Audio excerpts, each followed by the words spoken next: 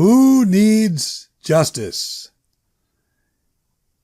Chris Seeley Vigilante Justice Series, Book 1. That's the official title. By my pen name Rex Bolt. It's been an interesting project. And it's the book where I finally kind of got off my rear end in my late 50s, early 60s, and started writing, and actually wrote a novel, I guess in my early 60s. And it's a regular novel. It's not extremely long. It's maybe 60,000 words, maybe 65,000.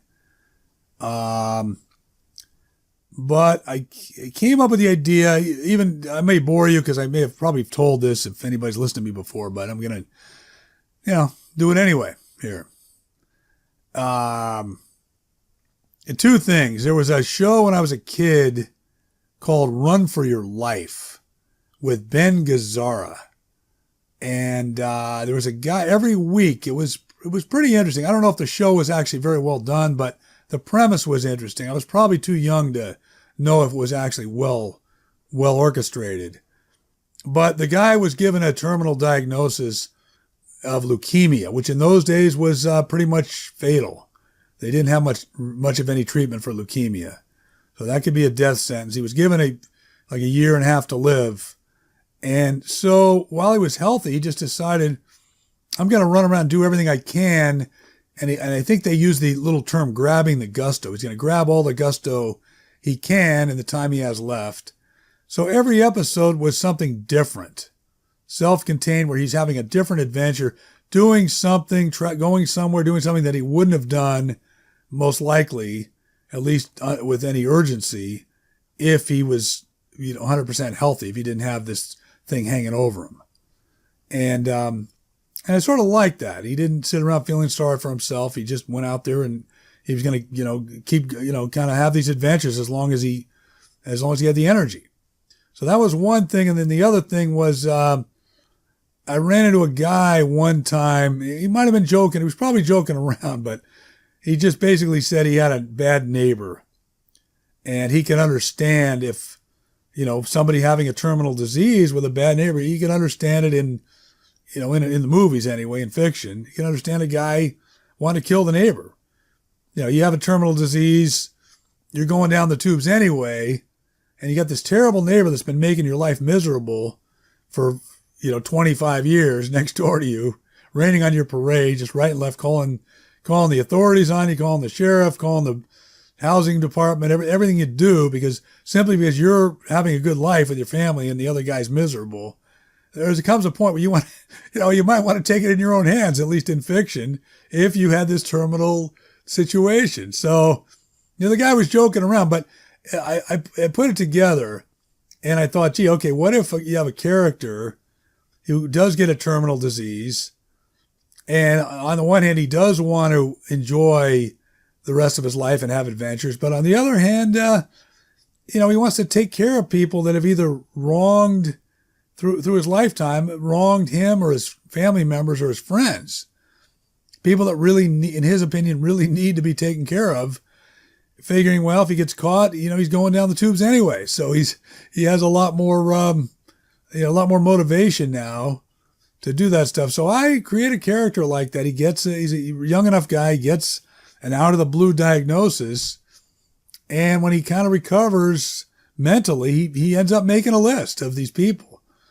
And then he tries to approach it. He doesn't know what he's doing. He's never, been a violent person, never committed any crimes, but he's trying to justify, these actions. And he kind of approaches it with mixed success, to say the least. And he revises the list a few times. It kind of goes from there. He might be, a bit of a psychopath if he was diagnosed. He might be, because this isn't typically the way somebody in the same boat who receives the unfortunate diagnosis would act. They might want to tie up a lot of loose ends in their life, and they might want to have adventures, but the average rational human is not going to step over the line and start, killing people, even if they're dastardly people who deserve it. I mean, these are bad people. Like one guy raped his sister, for example, but got away with it. Another person, a drunk driver, killed his childhood friend up the street. I mean, there's some tough things to deal with, and that guy got away with it.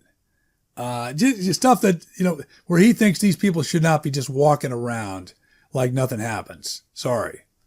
So those are the kind of people he puts on his list. He thinks they're justified.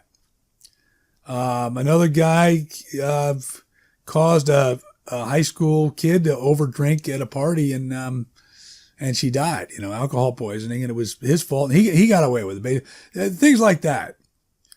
And so hopefully you kind of, I don't know about root for the guy, but you can sort of see his side of it, especially if he's slightly, if he's a little bit unhinged on top of it.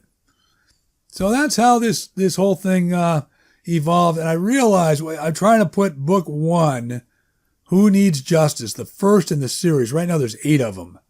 But the original pilot book, I put it on, I'm trying to record it as an audio book, just record it myself. It's not professionally done, but hopefully you have, again, the author's, voice in there and the author's kind of personality and energy inserted a little bit into it. And I recorded in installments. They're mostly 1-hour installments. And at this point, I think I've done 4 of them as I'm making this little video that goes along with the first installment. And so I just want to give a little background on it. As I'm reading it out loud, you realize certain things as an author. And one thing I realized, this book is faster paced. It's different than the others. I wrote it about 2 years ago, or 2 or 3 years ago, thinking that was just one book. And then people said, which I appreciated, hey, where's the next book? This is good. I want more. And then I kind of get into the whole Amazon Kindle thing where apparently it's effective to write in series. You get more readers. People want that. And they often don't start a book unless it has a series component to it, because they want to know if they like it, that there are more. And so then I did write actually 7 more in fairly rapid succession. Those other 7 within maybe a year and a half after the first one. But there was a break in between the first one and the second one, which led into the other 7. And either my style changed or my approach changed a little bit. Some people have told me they like book 1 better than the others. And then I've had the opposite. Other people like the others, but they like the others a lot. They just weren't crazy about book 1. It's different. But thankfully, most people haven't said anything. People who seem to enjoy the series don't have a problem, or maybe didn't notice a big difference, and that's good. But I slow it down in the other books in the sense that they're more introspective.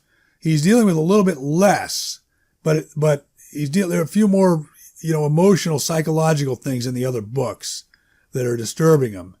The first book, he's just in this kind of whirlwind frenzy of trying to take care of his list and also trying to womanize, as though there's no tomorrow, because he doesn't know how long he's gonna be able to keep it up.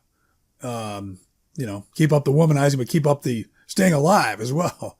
So it's different. There's a sense of urgency in that first book, and I think I wrote it that way. There's very little extraneous prose that doesn't directly drive the plot. And I have several overlapping stories. It was kind of a rough book to write, to keep it all straight.